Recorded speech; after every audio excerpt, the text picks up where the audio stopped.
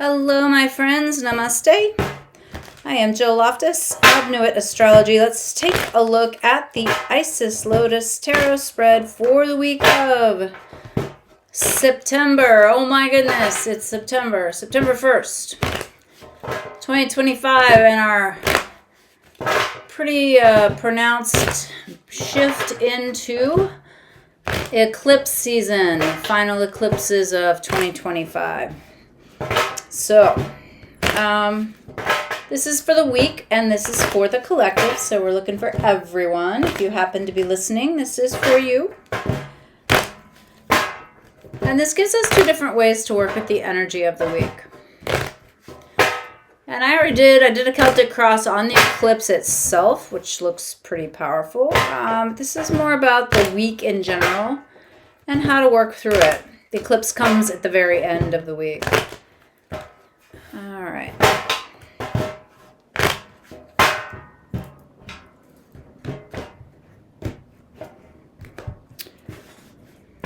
All right.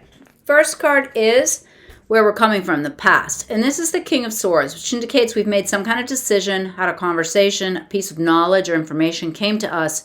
We are making decisions based on that. And you, Five of Cups, are not real happy about it. There's some sadness here. There's some frustration. You're looking at it thinking, well, that's not what I wanted to hear. That's not good news. Maybe it's something from the past again that you looked at and was like, well, that didn't work out. It didn't go the way I wanted. And this card is reminding you to stay focused on what you have, not what you don't have.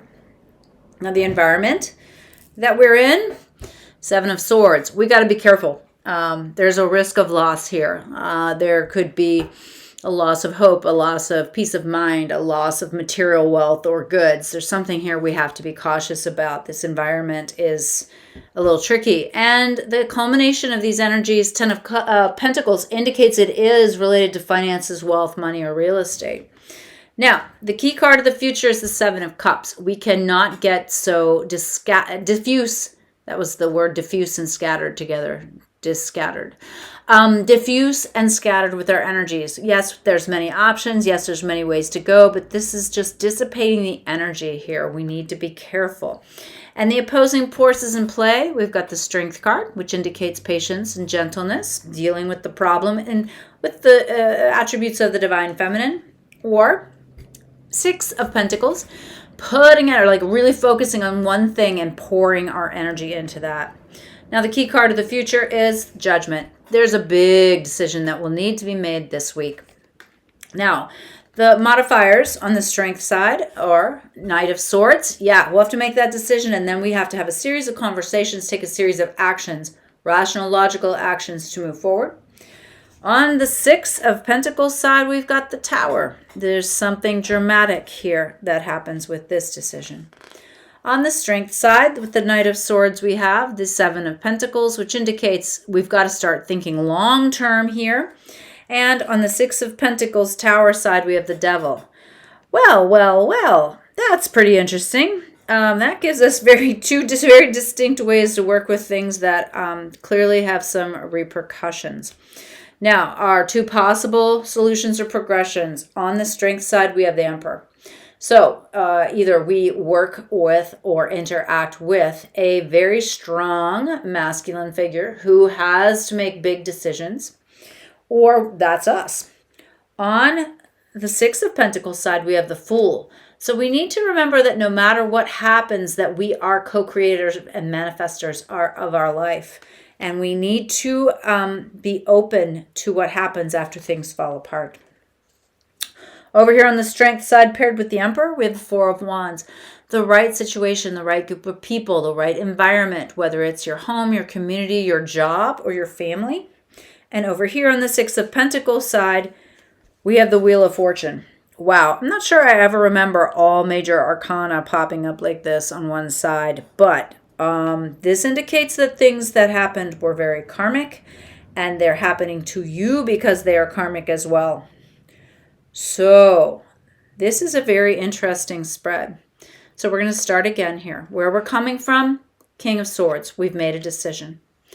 And you, yeah, we've made the decision, but we're pretty bummed out about it because we still are worried about what we lost and not what we have. The environment, very tricky. Okay, very tricky. 7 of Swords. There are losses that will be had. There will be losers and winners this week. I really get that feeling.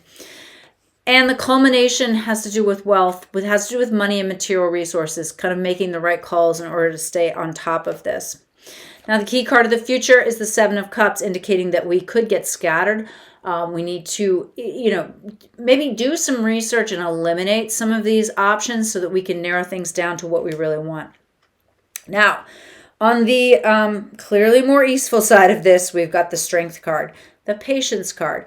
The lion there, I always think represents Leo. And so there's something here about embodying those leadership qualities, but in a feminine way, in a receptive way, in an intuitive way.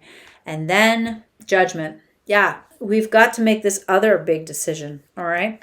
Now, on this one way, we make the decision, we move forward, we have the conversation, send the email, text, right? That's the Knight of Swords. And we do it with a long view, a 7 of Pentacles. We do it with the idea that we understand that the decisions we make today will impact our future. We do not just make decisions that are quick and easy. We think about the long term. Emperor, we also don't shy away from responsibility. We don't shy away from making hard decisions. And 4 of Wands, with our family, the people that we love and care for in mind. On the other side, I see this one as like we quickly jump to a conclusion and start dumping money or energy into something. And then we have to make a big decision. And it goes awry. The Tower. The Devil. There's difficult people, there's tricky things, there's misinformation, there's theft. It's one of the possible outcomes, and then we have the Fool and the Wheel of Fortune. So I would say that this has to do with understanding our own role in some of these things and where how it happened, and through that understanding. And it's not so much responsibility for the event. It's about responsibility for changing the vibration into something that is more in alignment with what you actually want, the Fool. And you will watch the wheel turn, the Wheel of Fortune. Wow. Well, looks like eclipse season is shaking up to have an interesting start with this full moon. I wish you the absolute best. If this was helpful, please comment below, and please watch the video tomorrow for more information on this lunar eclipse. Have a great week.